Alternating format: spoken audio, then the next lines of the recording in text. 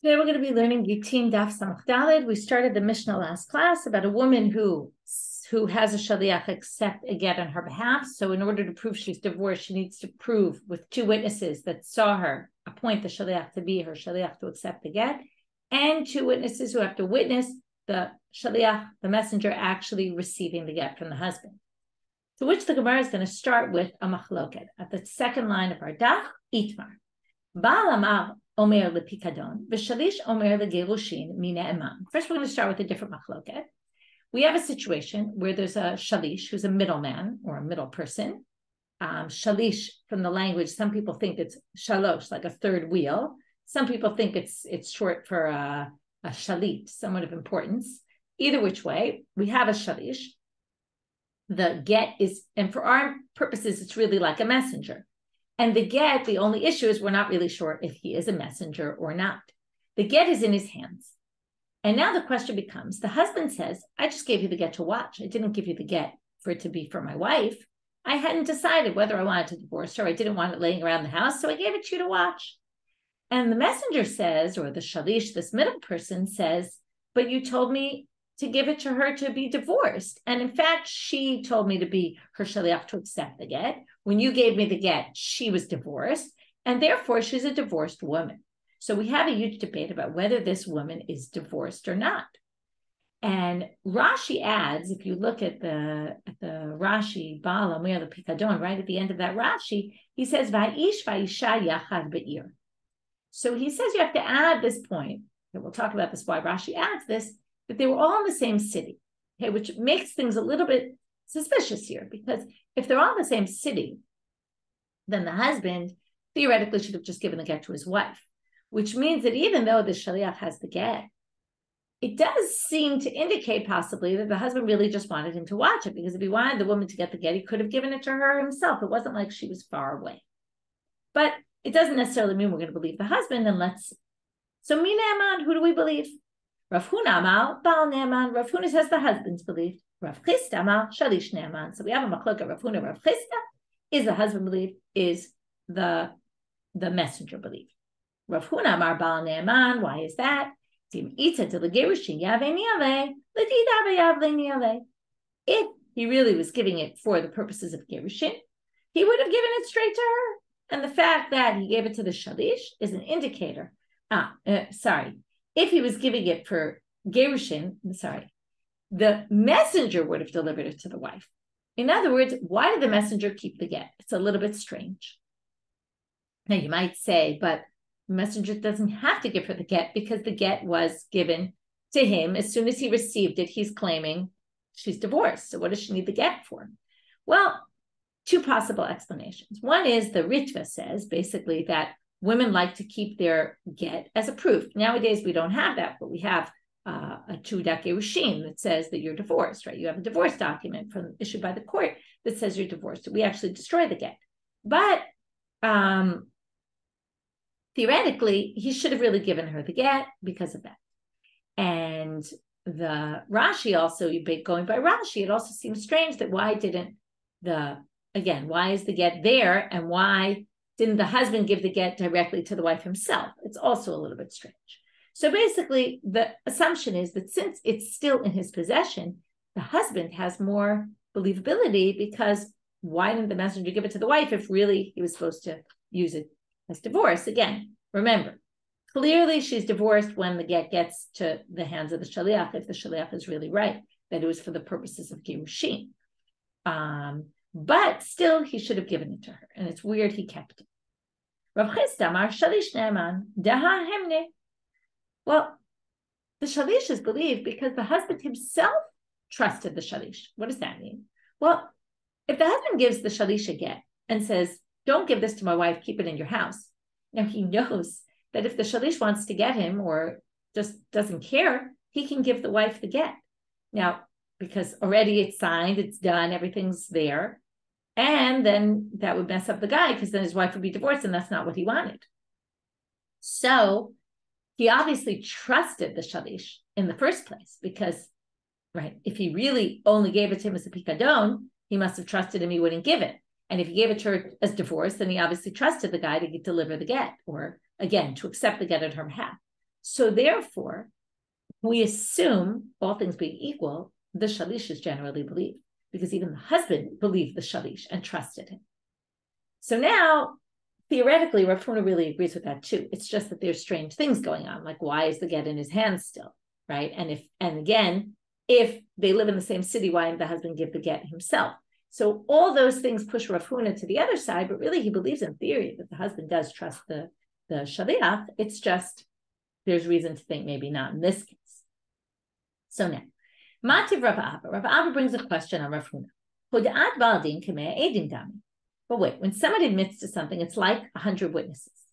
Shalish ne'emam mishnehem.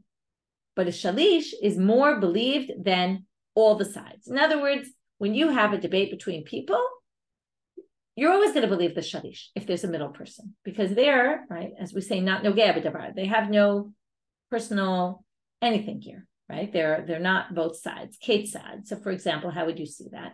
If he said this and he said that, and we have two people with a monetary issue between them, shalish ne'eman, we believe what the middle person said. To which they answer, that doesn't prove anything. Shani mamon, money in general, when you give money and you have some sort of issue between people, it's very easy for people to just say, okay, I'll give in. Right? That's how monetary issues often get worked out, by compromise. So when you give it, when you have some sort of monetary thing, you know that in the end you might end up giving up on something. But you can't pardon and say, oh, I don't really care. Oh, we'll just say she's not married. You can't do that. It's sort of a heter. This isn't like money. I could say, well, it's really my money, I believe, but I'll give you some of it anyway, because it's just easier than fighting.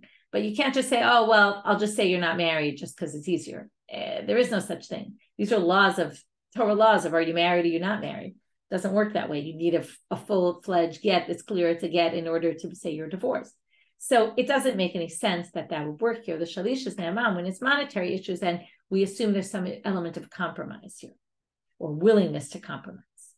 V'hatanya, but wait, there's a braita on that source that says, v'chein le'gitin.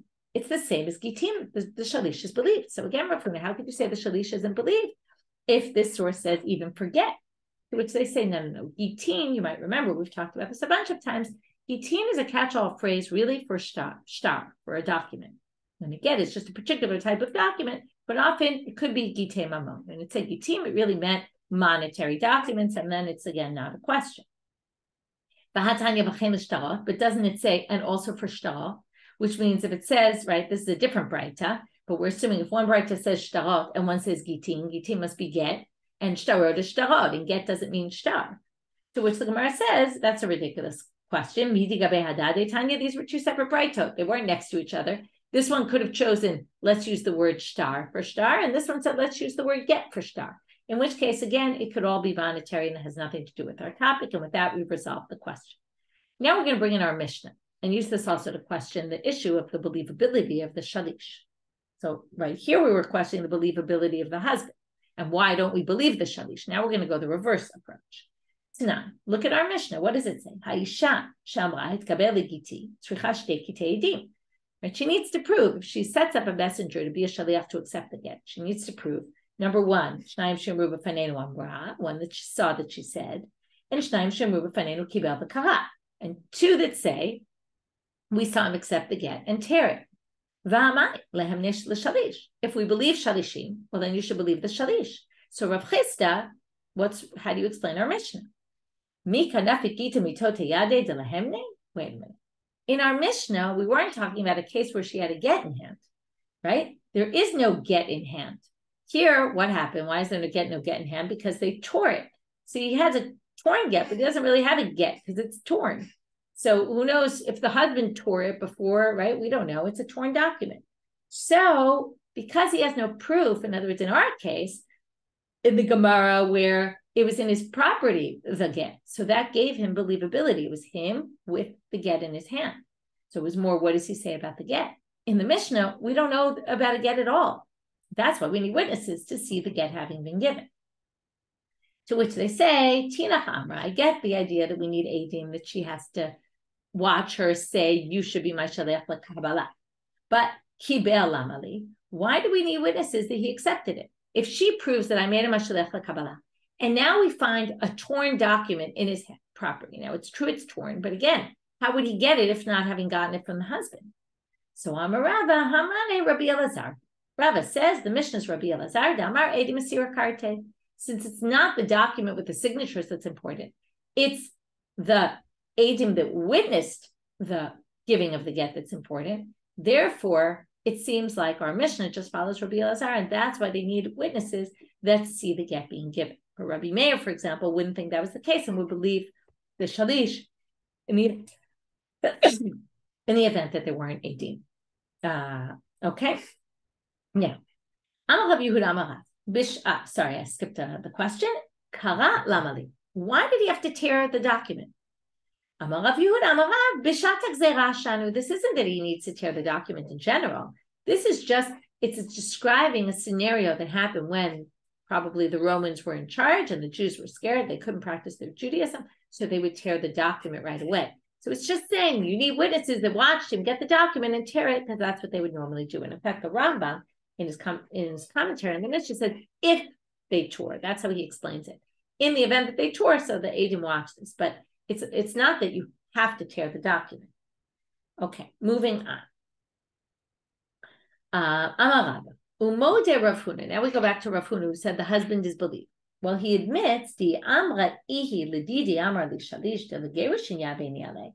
If the woman comes and testifies and says, listen, my shaliach told me that the husband said, I'm going to give you this document for you to divorce, for my wife to be divorced through this. Mehemna, she's believed. To which the Gemara says, what are you talking about? Mi kamidi the shalish gufei lo mehemen. According to Rav Huna, even the shalish isn't believed.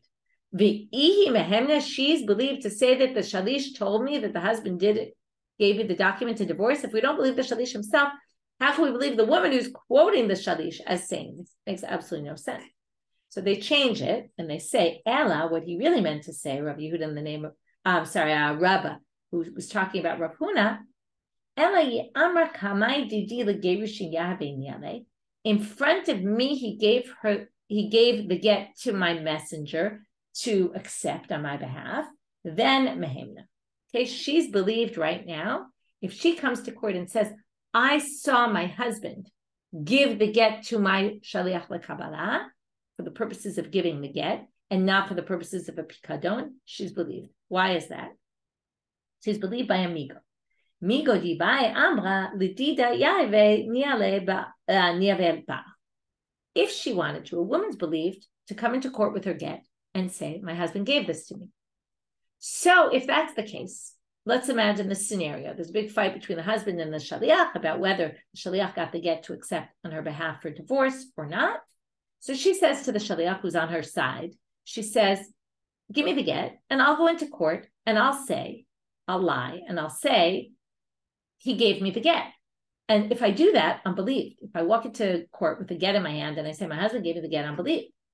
So since she could have done that, because that shaliach would have let her take the get, she could have done that. And she didn't. She gave a less a less strong lie. Basically, we believe her because she could have lied like this. And since she didn't, and she said, well, the shaliach, I saw my husband give it to him for the purposes of divorce, then we believe her. Okay, that's a claim called amigo, which is, since you could have made a better lie and you're saying a more complicated lie, we actually believe you that you're telling the truth.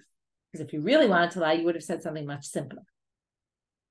Okay, so that was basically, we dealt with this machloket about a get that's found in the hands of a shalish, a middle person, and the husband says, I gave it to you to watch, didn't mean for you to give it to my wife or accept it on her behalf. And the shaliach says, what do you mean? I was a shaliach lekabbalah and you gave it to me to divorce your wife with, and she's divorced. So who do we believe? We had a machloket. We went through some questions on the different opinions from different Tanaitic sources, and we resolved. Now we have another case. This is a very interesting case. We have a woman who comes before us trying to get married, let's say. Okay? And we don't know if she divorced or not. We know she was married. We don't know if she divorced. And we're going to see in a minute, she lost her get. So now, what do we have? Well, Baal Amer l'gelushin. The husband says, I gave her a get for the purposes of divorce. V'shalish omer legeushin. In other words, there was a middle person. The husband says, actually, let's say it like this, be more clear. The husband says, I gave it to the messenger to divorce her. So I sent a get through this messenger for the woman to get divorced. Shalish omer legeushin. And the messenger agrees and says, yes, he gave me the get in order to divorce her. And I gave it to her. Or maybe he didn't say I gave it to her, but we'll see in a second. She says that. She says, yeah, I got the get from the shaliach, but it got lost. Okay, so now she doesn't have a get in hand. And we want to know what the story is. Okay, just 1 second. I'm going to check one quick thing. Okay, so now we have, okay. Now in this case, I just wanted to make sure, but what we're saying is that the shaliach was a shaliach laholacha. He made the shaliach to bring the get to the woman. It's not a case where she would have been divorced had he received it. So now what happens? Do we believe her? Basically everyone's saying there was a get here. He was given to the shaliach, and she claims the shaliach gave it to me, and she's divorced. Well, Amar Rabbi Yochanan, Habe Davar Shebe'erva. This is erva, meaning this is an eshedish. Is she a married woman? We have a doubt whether she's really divorced or not because we don't have a get in front of us. Right? If she ends up really being a married woman and she goes and marries someone else, that's a rayot. She's not allowed to do that. And anytime we have an erva related issue, we need 2 witnesses. So no can do. We have the woman and the husband. They're nogeh b'davar. They can't be witnesses. They're parties here. And we have the shalish. Now, even though they all agree, we can't do this. So now we're going to have a few questions here. Why don't we just believe the shalish, like we saw before? So, before we believed him because he had a get in his hand. Even if it was a rip get in his hand, we talked about maybe he'd be believed. But here there's no get in his hand. So he's not believed. Why don't we believe the husband? Husband comes to court and says, I divorced my wife. We believe him. So now they say there's a problem here. Mika Amar Gerashti. He didn't say I divorced her. He said, I gave it to the shaliach. He has no idea what happened after that. To which the Gemara says, well, why don't we just say, we have an assumption that a shaliach does what we sent him to do. If I send a shaliach, the assumption is shaliach did what I asked. How do we know this? And where does this come up? Well, the Amar Rabbi Yitzchak, this is a very strange case. Someone says, go betroth a woman for me, okay, without specifying what woman, expecting that shaliach will come back and say, I betrothed you to this woman. But what happened? Sometime along the way, he doesn't know where, the shaliach died. This person now is potentially married to anyone in the world. We don't know who, betrothed anyway, not married, but betrothed, which is almost as good because we'll see for this issue, it's a problem. At this point, he can't marry anybody else because everyone is potentially a relative, a forbidden relative of one of the woman he's married to, since we have no idea who he's betrothed to. So, Asur b'chol anashim shebaolam, he's now forbidden to all women in the world. Because we assume that the shaliach did what he was supposed to do. And therefore, we assume the man is betrothed to someone, but we have no idea to who. And therefore, he's stuck. So now what do you see? We work on this principle of we assume a shaliach does we assume a messenger does what they're supposed to do. So starting now with Amabet, no, that's a stringency.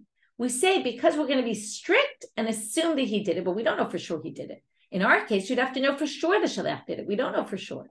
Here, we'd be going lakula. We'd be permitting her to get remarried. That you can't do. Okay, so we don't believe the shalish because he doesn't have a get yet. We don't believe the husband because we don't know if the shaliach actually did what he sent him to do. And we don't believe the woman. Why not? Well, now they're going to suggest, why don't we believe her? Midirav Hamnuna. Okay, she should be believed because of what Rav Hamnuna said. Amar Rav Hamnuna. Haisha she'asra leba'ala. I'm sorry. A woman who goes in front of her husband and says, you divorced me, is believed. Why? Normally, this is said in a case where the husband says, I didn't divorce you. And she says, you divorced me. Now, it's such an obvious thing, whether she's divorced or not, that they assume she would not have the audacity to go in front of her husband and say, you divorced me when he really didn't. It would be very brazen of the woman to do that kind of thing. And we don't expect that a woman would do that. Well, if we don't expect a woman would do that, then why do we believe her here? She says I'm divorced. If she says she's divorced against the husband's word, we believe her. So obviously, if the husband agrees with her, wouldn't we believe her? Well, no, because that's when when everyone's standing against her, we assume she's not going to be brazen enough to do it unless it's really true, because she has to stand up against people who are saying the opposite, like her husband. But here everybody's on her side. The husband says she's divorced. I meant to divorce her. I gave it to the shaliach. The shaliach says, yeah, he gave it to me to divorce her. And she's just corroborating what everybody else said. It wouldn't be brazen of her to go lie in front of their face and say, you divorced me, when they themselves are saying that it was all about divorce. So that whole logic of we assume she wouldn't be brazen to do that, that's only when he disagrees with her. In this case, they agree. It actually is counterintuitive. I mean, it makes a lot of sense what they're saying. But in a case where he actually agrees with her, then we actually don't believe her. So it's this fascinating case where they all say there was a divorce, and yet without witnesses, we can't prove anything. Okay, moving on now. So that was let's just review what we had from the Mishnah. We had a Mishnah that the woman who has a Shliach LeKabbalah has to prove both that she appointed them to be Shliach LeKabbalah and that the person received it.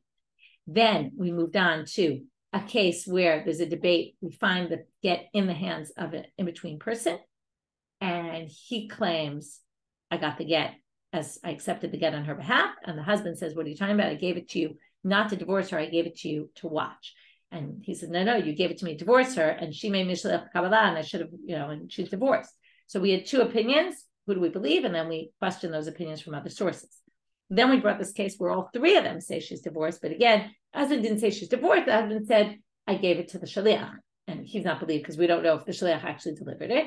The shaliach isn't believed because he's only believed when he has a get in hand, or when there is a get anywhere, but he has no get to rely on here because the get was lost. And she's not believed because the whole chazaka that usually allows us to believe her is only when she's arguing with her husband, not when they're on the same side. Okay, new Mishnah. Now we're going to who accepts a get for a nara murasa. Okay, a nara murasa is a woman. Okay, there's women until the age of 12 and having 2 pubic hairs, we treat them as a minor. Once they have 2 pubic hairs, they're called a na'ara. They're in that time period for 6 months. From the time they're around 12 and have 2 pubic hairs, then they become a na'ara for 6 months. After that, they become a bogeret. The bogeret is in her own domain, meaning her father doesn't have rights to her at all. The na'ara is in between. So she kind of has her own rights, but also is under her father's domain. So na'ara murasat, she's betrothed. Now, when she gets married as a na'ara, if she's married as a na'ara, she's already in her own domain, really in her husband's domain, but that would mean if she gets a get, she would accept the get only, because her husband's not in charge of her, her father is not in charge of her anymore. But when she's a na'ara murasa, when she's betrothed only, according to Tanakama, she and her father can accept the get, either or, because she's really still in her father's domain. Remember, when they were betrothed, they were still living in the father's house. Amar Rabbi Yehuda, you can't have 2 people accept a get for the same person. And therefore, only the father. Okay, because he's really in charge of her still. Second halacha. Anyone who can't watch their get, protect it properly, can't get divorced at all. In order to get divorced, now we're going to get to, even though we said there's 3 stages, Ketana, Na'ara, Bogeret, even within Ketana, there's different levels. So when she's too much of a minor that she doesn't even understand the meaning of it, like to protect her get, then she can't get divorced. So we'll get to this soon. First they say, B'mai kamiflige, what's the rule of the machlokah between Tanakama and Rabbi Yehuda? Rabbanan Savra Yada Yeterata Zachela Rachmana. The rabbis, the Torah, really gave the women another yad, meaning there's 2 players here, the woman herself and the father. And Rabbi Yehuda Savar B'mkom Aviyah Yadila Lav Klumu. The Rabbi Yehuda says no, her father's yad is much stronger than hers. Kind of, he's more in charge of her than she is of herself, and therefore, unless she gets married, right, she can't get the get herself. Okay, Erusin, she's still in the father's domain. Now we're going to have a bright Tanu Rabbanan. If she can protect her own get, watch it, then she's divorced. She can get divorced. This is, by the way, very common that when it comes to ages of maturity, it often relates to the item itself. Now, the real problem here with the ketana is not so much being able to protect her get. That's just kind of a cutoff that they gave. But it's really that when the pasuk says v'shulchami beito, and this is mentioned in the Gemara in Yevamot, Kuf Yud Gimel, this issue that a ketana really can't get a get. Why not? Again, under a certain age, she has to understand the concept of v'shulchami beito. Now, if you kick her out of the house and say, you're not married to me anymore, what's going to happen? She'll go out, you'll send her off, and she'll come right back because she doesn't really understand the concept that you kicked her out. So she has to be of an age where she understands that concept of shulchan beito, that you're really not going to be part of this household anymore. So how do we determine this age? It's someone who can protect their get. Now they want to know, well, what does it mean to be able to watch your get? Which we don't really know what that means. Someone who could watch her get and something else. Okay, Maika Amar, what does that mean? Because we have to understand this bright. Amar Rabbi Yochanan Haki Kamar. What it means is this. It's someone who protects something else instead of her get, meaning if her get gets lost, she'll replace it with anything else, some other item, even though it's totally irrelevant. To which the Gemara says, that's a crazy, you're going to say that means she can protect her get, that she just replaces it with something totally not related? He says, what kind of a crazy answer is that? That's someone who really doesn't have any understanding. Dafka showing she has no concept. So he explains in the name of somebody else. We're talking about someone who can distinguish between a get and something else. So if her get gets lost, it's the opposite. She won't just say, oh, I'll just use this instead. She understands that a get is a get and something else is something else. Amar Rav Yehuda, Amar Rabbi Asi. Sror v'zorko. Now we're going to talk about other ages of maturity and what the relevance is. And we're going to talk about in terms of being able to acquire things and being able to acquire things for other people. Okay, this is it. I'll give you an intro, which is, in basic psychology or basic growth of children, they talk about how the first stage the child understands really the world is all around themselves. And only over time do they start to understand this concept of other people. So that's really what's coming up here. If you give a kid a tzror, a rock, viz or ko, and they throw it because they realize it's nothing, it goes v'notzlo, and you give him a nut and he keeps it, she keeps it. This shows a certain level of understanding, that you understand the difference between a rock and a nut, and therefore you already understand because you say, oh, the rock I don't need, the nut I need. So you take the nut. That shows, right, you care about yourself, you have an understanding of yourself, that you want certain things.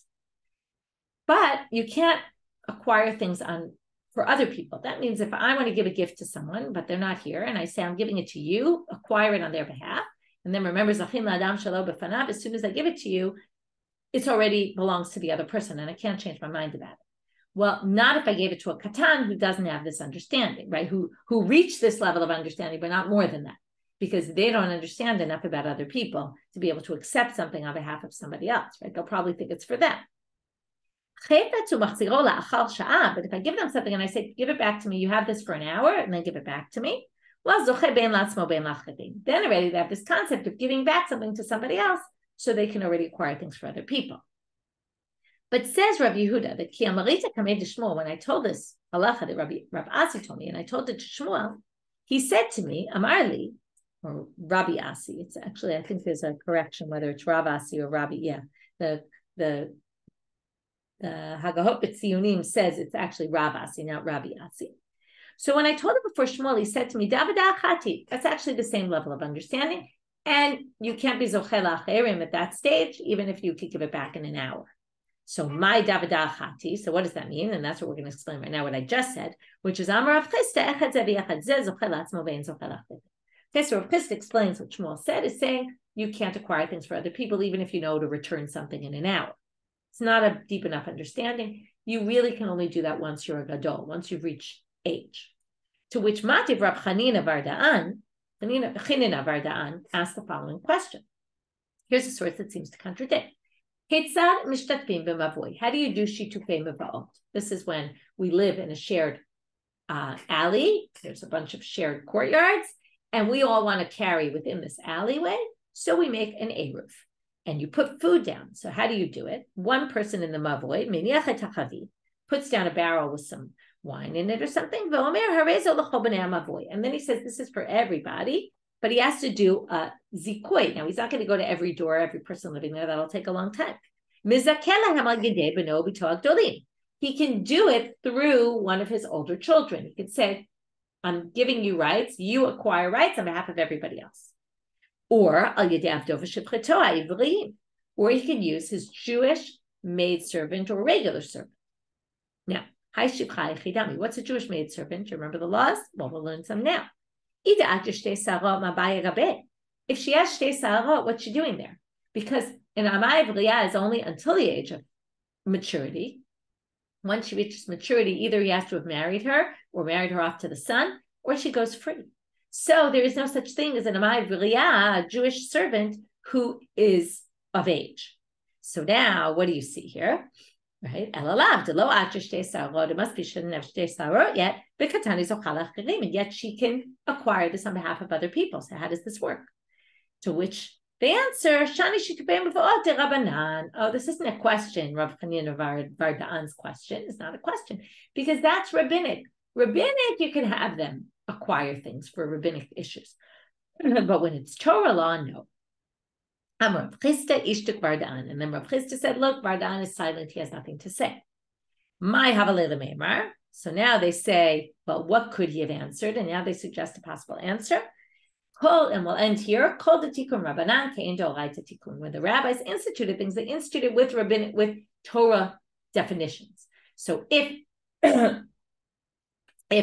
she can be zoche la'acherim on a rabbinic level, that really means she could do it on a Torah level for a rabbinic issue, because all the rabbinic issues were instituted with the criteria of the Torah issues. So that could be what he could have retorted, in which case it would still be a question against Rav Chisda. Okay, so we're going to end here. We're going to continue that discussion tomorrow, so we'll pick up from here. But what we saw in the second part of today's daf was an aram or asa. We have a machloket. Can she accept the get herself instead of, in addition to her father, either she or the father, or is it only the father? And then we said, only at a certain age, when she understands the concept of a get, can a ketana receive her get. And then we went through what exactly is that stage. And from there, we got into different stages of children and at what stage they can accept things on their own behalf and at what stage they can accept on other people's behalf. And with that, we finish for today's daf. Wishing everybody a great day.